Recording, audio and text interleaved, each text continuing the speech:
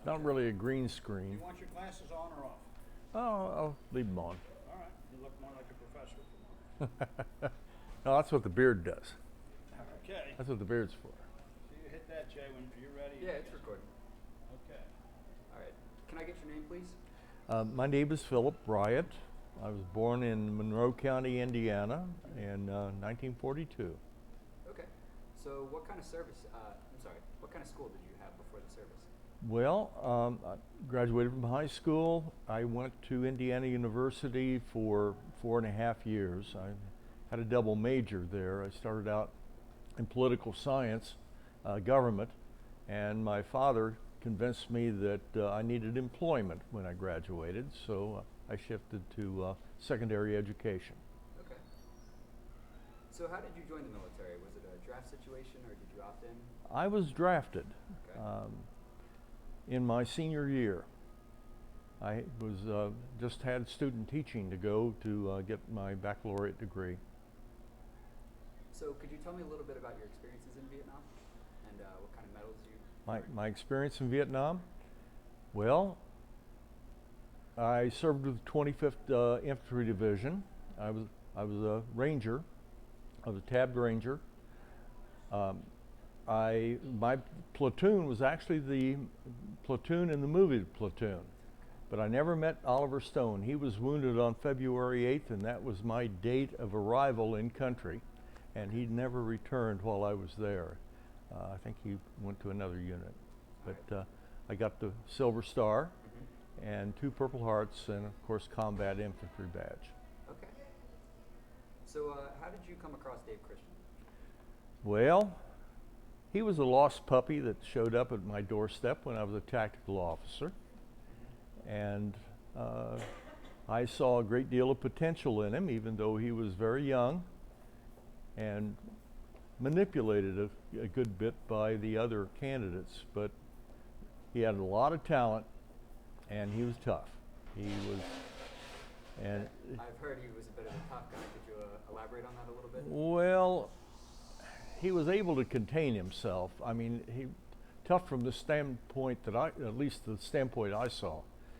He never got into scuffles or fights or things like that. He controlled himself that way, which is a sign of maturity. Tough from the standpoint he could take a lot of punishment and didn't complain. Okay. So how do you think growing up without a father affected him? I think that that's the crisis of our day, that 35% of all American children grow up without 2 parents. And in the black community, it's especially bad. It's over 70%. It takes both a mother and a father, and especially a father for development through those teenage years. Without that, it's really hard to learn the self-control and the self-discipline. I think that David's mother did a particularly good job. I think her military background helped her there. Did a particularly good job, and probably had to twist his ears a few times to keep him in line. But it's hard. I felt my role with him was pretty much of a big brother. Not a father substitute. It was beyond that. But he definitely needed somebody who could get his attention and talk him out of silliness. But for the most part, lots of talent and enormous leadership capability. I could see it. But frankly, he would never have made it through OCS under any other officer, tactical officer in that company. Why do you think that was? Well, initially there was a culture in place in OCS at the time that said you either make it or you're out. You know, either you cut it. There was no effort to try to improve people. The company commander, Warren Copenhaver, when I went through officer candidate school, selected me specifically to be a tactical officer and said, let's see if we can't change this culture of defeat where 50% graduate. He said the government's spending $50,000 on training on these people to get them here, and then we just throw them away.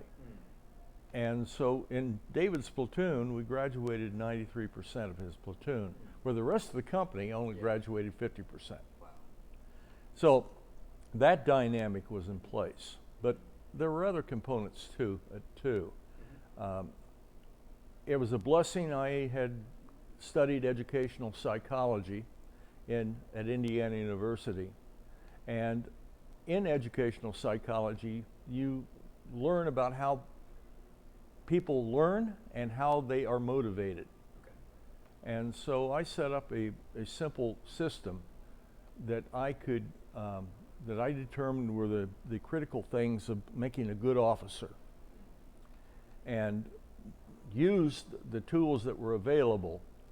And those amounted to physical fitness. An infantry officer should be the strongest, the fastest, the toughest, the strongest in the unit, or at least everybody should think so. That physical leadership is critical. Academics, you've got to master the book work. You got to understand the weapons. You got to understand the tactics and so forth.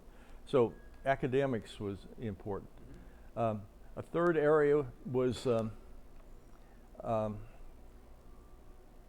ingenuity or inventiveness. And really, I think that category separates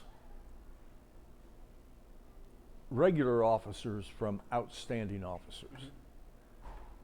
In our educational system, we aren't given the opportunity to think for ourselves. We're told how to think and not what to think and not how to think. And I did not tell David and his other OCs what I wanted them to do. I said, you've got to show me that you, one, have ideas to improve your life here and the circumstances you find yourself in, and then organize others with you to get this done. And actually, it was amazing what came out of it. One of the first things was organized by David.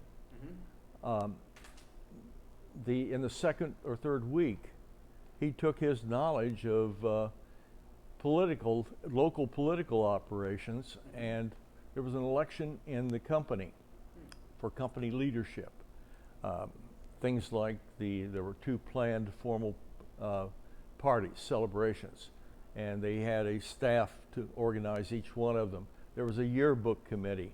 There was a student council, and he got it in his head that the first platoon ought to dominate this structure.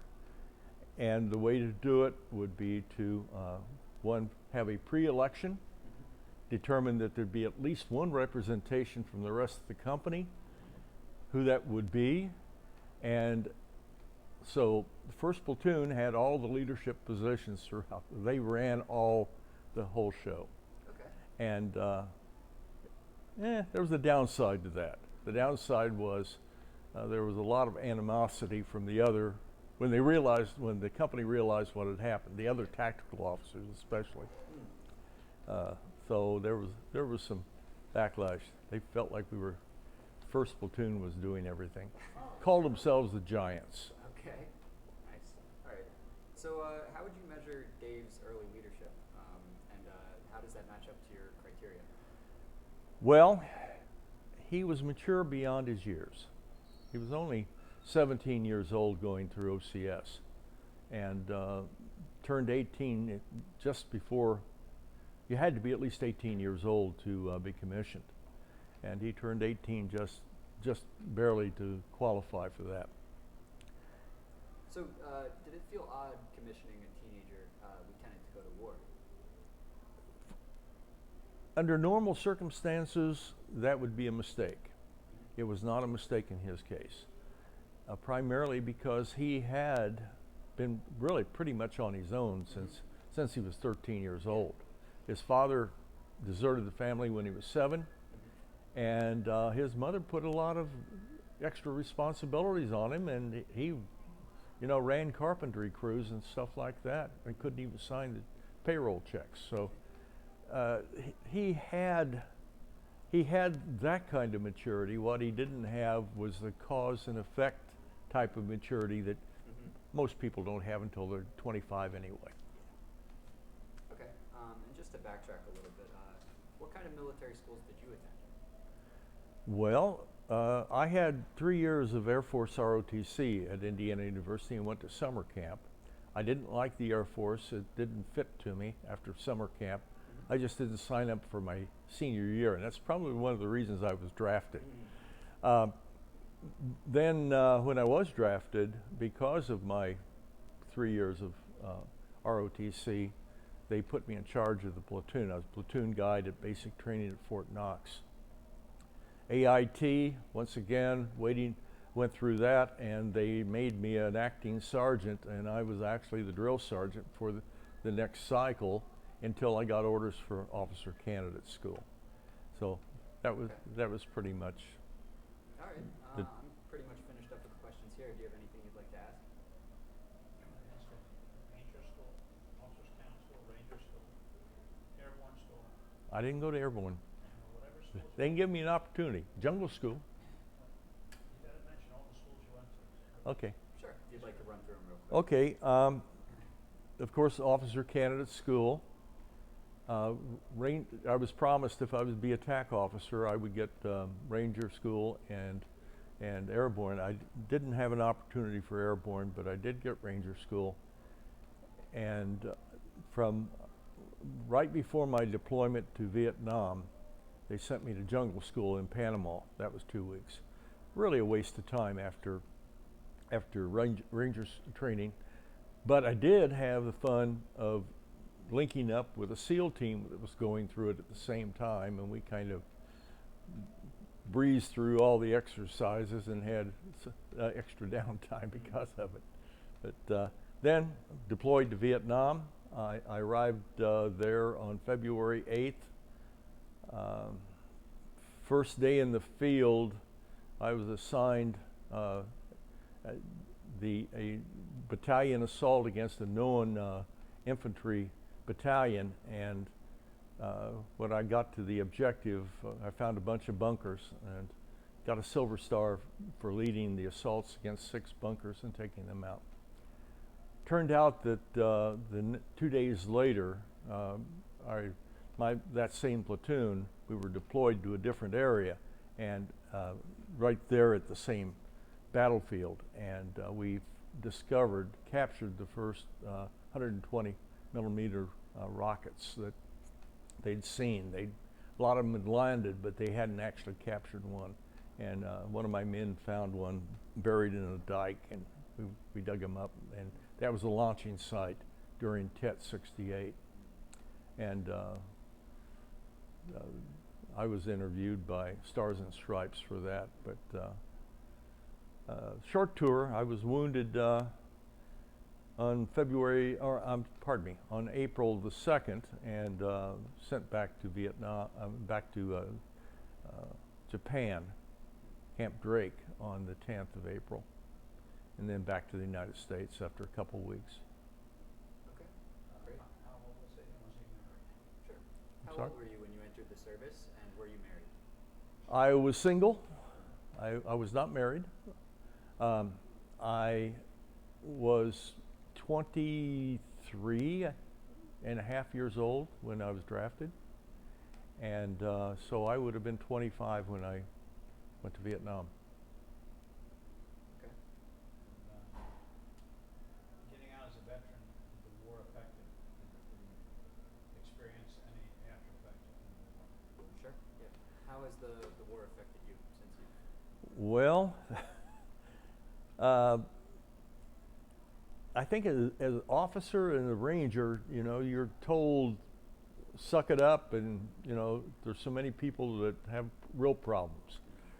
So I was in a sense of denial, even though just the shrapnel wounds and a peptic ulcer that I came out of the service with. I had a 100% disability rating for the first year, and then they cut it back to a permanent 60.